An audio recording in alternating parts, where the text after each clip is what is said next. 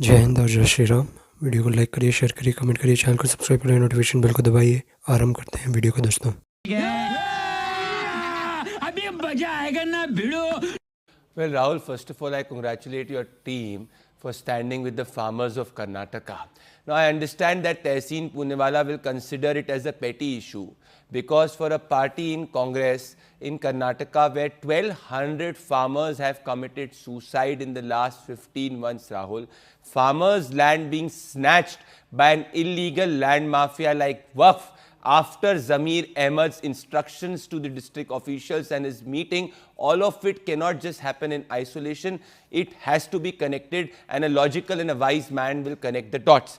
Now, let me tell you who made Waqf Hindu-Muslim. And I want to read the essential amendment which the Congress party did to the Waqf Act in 2013, and I quote it. Earlier, the Waqf could be was permanent dedication by a person professing Islam. The Congress party changed it to permanent dedication by any person. On that premise, the Waqf started to behave as a land mafia, and as per the Indian Express, which Tehseen Poonawalla believes in, a day before the Model Code of Conduct was applied in March 2014, they transferred more than 100 properties of Delhi based on this amendment. So the essential characteristic of Waqf appeasing was made by Tehseen Poonawalla's party. Number two, it was not normally changed, Rahul. The farmers protested, you reported, that is where the Congress party had to act. Now, is this in isolation? No, it is not in isolation. Even in Hyderabad, where the Congress party is in power, the Waqf has laid claim. We remember how the Waqf has laid claim to multiple properties. Now, is the Congress party a fair party? I disagree to it. You are the person who reported about the Hubli riots, how the Congress party took back the cases against the AIMIM leaders who were involved in the Hubli riots despite the opposition of the police forces. So we have seen in the past how Congress party has gone the extra mile in order to appease its vote bank. And here the farmers are at the mercy of the Congress party. My question is, this is the picture and I want to show. Zamir Ahmad is not a normal man, Rahul. He is extremely close to Siddaramaiah. Are you telling me when he instructs the officials, the district officials to hurry things up and overnight the changes happen, it could have happened without Mr. Siddaramaiah's knowledge? I disagree to that. Knowing the characteristic of Mr. Siddaramaiah, whose family itself is a land grabber in the Muda scam, we know how Mr. Kharge's family trust had grabbed the land. So the Congress party is an official land grabber in Karnataka, and this time the farmers are at mercy. Thanks to the reporting by the investigative journalists, this has been caught. मजा आया और मैं ये जो मजा है हिंदुस्तान के हर व्यक्ति को देना चाहता हूं। दोस्तों, वीडियो को लाइक करिए, शेयर करिए, कमेंट करिए, चैनल को सब्सक्राइब करिए, नोटिफिकेशन बेल को दबाइए ताकि जब भी ये वीडियो ड्रॉप हो तो सबसे पहले आप लोग देख सकें। और आप क्या सोचते हैं इस वीडियो के ऊपर, वो कमेंट में ज़रूर लिखिए। तो फिर इस वीडियो में प्रदीप भंडारी, तहसीन पूनावाला, अतीकुर रहमान और वैदिक स्कॉलर जो हैं वो भी बात कर रहे थे। और किसके ऊपर बात कर रहे थे?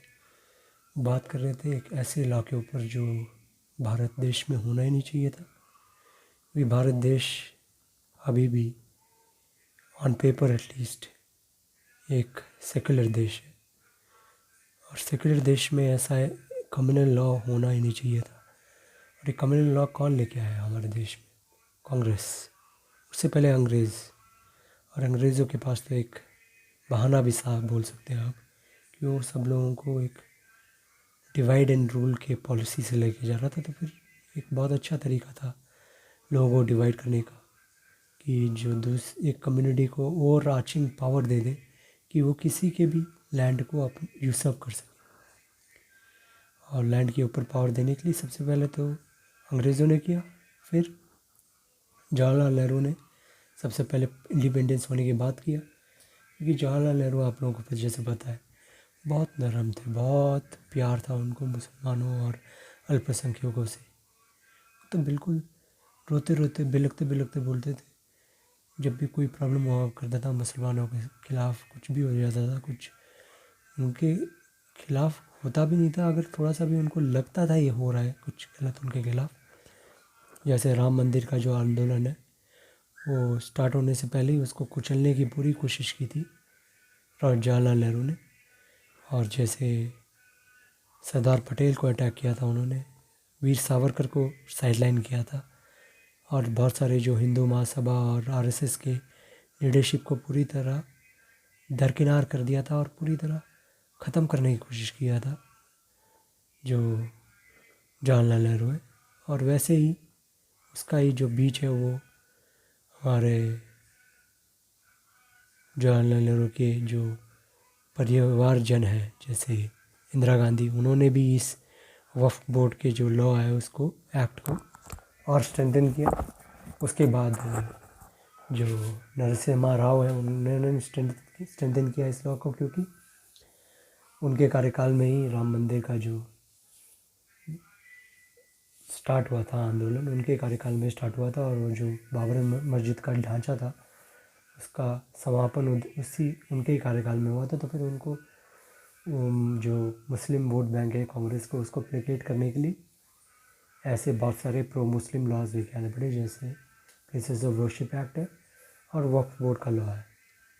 प्लेसेस ऑफ वर्शिप एक्ट के द्वारा मुसलमानों का जो कब्ज़ा हुआ एक टेंपल लैंड है उसको तो बचा लिया हिंदुओं से, जो मिस्टर नरसिम्हा राव जी ने। पर जो हिंदुओं का लैंड अभी उनके पास हुए लॉ के कारण मुसलमान क्लेम कर सकता है और क्लेम कर रहा है। अभी इस इंडिपेंडेंट इंडिया में 250 साल पुराना एक शिव जी का टेंपल है, उस टेंपल को क्लेम कर रहे हैं लोग, बोल रहे हैं कि ये आपका टेंपल का लैंड नहीं है, हमारा लैंड है, हमारा वक्फ लैंड है। और इंडिया से जो बाहर हुआ के जो प्रीचर्स हैं, इस्लामिक प्रीचर्स, वो लोग तो ये बोल रहे हैं कि पूरा भारत ही वक्फ है, तो फिर पूरा भारत ही हमारा होना चाहिए। तो फिर ऐसे लोगों को हम अपने देश में सांप की तरह बैठा के रखा हुआ है और वो कुछ भी बोलते जा रहे हैं और हम कुछ कर नहीं पा रहे हैं। और एंड में 24 इलेक्शन हुआ, 24 इलेक्शन में बीजेपी की एक सेटबैक हुआ, क्योंकि वो बीजेपी का जो सीट शेयर है, सीट का जो गिनती है वो कम हुई और उनको झटका लगा। और वो झटका एक मुसलमान वोट के कारण लगा। तो फिर बीजेपी को अब लगा 24 इलेक्शन के बाद कि हमको फिर से हमारे जो हिंदुत्व रूप है उसके करना पड़ेगा और उसके हिसाब से पॉलिसीज़ को लेकर जाना पड़ेगा, क्योंकि हम जो मुसलमानों को एक स्पेसिफिक बेनिफिट्स दे रहे थे, वो बेनिफिट्स देने के बाद भी वो हमें कभी वोट नहीं करेगा। वो बीजेपी के नीचे से लेके ऊपर तक वाले कार्यकर्ता और लीडर्स को पता चल चुका है। नरेंद्र मोदी जी भी अभी आजकल सबका साथ सबका विकास जो एक स्लोगन है उसको कम बोलने लगे हैं। उनको भी लगने लगा है कि ये जो सबका साथ सबका विकास है वो चल नहीं रहा है, क्योंकि हम तो सब कुछ दे रहे हैं उनको और वो कुछ नहीं करेंगे। और वक्फ बोर्ड का लॉ कांग्रेस ने ऐसा स्ट्रेंथन किया कि वो सब कुछ ले भी रहा है अभी हमारा 1500 साल पुराना टेंपल, जो टेंपल इस्लाम से आने से पहले 100 साल पुराना टेंपल है, वो 1500 साल पुराना और 1400 साल हो चुका है अभी तक इस्लाम का उत्पत्ति होने में। तो फिर उत्पत्ति से पहले वाले टेंपल को भी ये अपना लैंड बोल रहे हैं कि ये वक्फ लैंड है। और एक वक्फ लैंड में टेंपल होने से कोई प्रॉब्लम नहीं है उनको। उनके जो तमिलनाडु के जो वक्फ के चेयरमैन है वो बोल रहे थे एक टेलीविज़न चैनल में, पर वो लैंड आपका लैंड नहीं है, आपके खुदा का लैंड नहीं है, आपके गॉड का लैंड नहीं है। जैसे सब लोगों को पता है कि वक्फ land is a god land, भगवान का लैंड है वो, उनके भगवान का। पर हमारा टेंपल वो हमारे शिव जी का लैंड है, हमारे गणेश जी का लैंड है, हमारे विष्णु जी का लैंड है, उन लोगों का लैंड है। आपके जो भगवानों का लैंड नहीं है, ये हमारे इष्ट देवताओं के लैंड है। तो फिर ये जब अजीबोगरीब कॉन्सेप्ट्स जो लेके आ रहे हैं ये मुसलमान लोग, तो उसको हमको पूरी तरह रिजेक्ट करना चाहिए। और ये जो वक्फ बोर्ड का अमेंडमेंट बिल है उसको पास करना चाहिए बीजेपी को इस विंटर सेशन में। और जब ज़्यादा सीट्स आ गया बीजेपी का, तो फिर बीजेपी को पूरी तरह इस वक्फ को डस्टबिन के अंदर डाल देना चाहिए और बोलना चाहिए लोगों को India is a secular state. अभी भी इंडिया मुस्लिम मेजॉरिटी नहीं हुआ है और होने वाला भी नहीं है।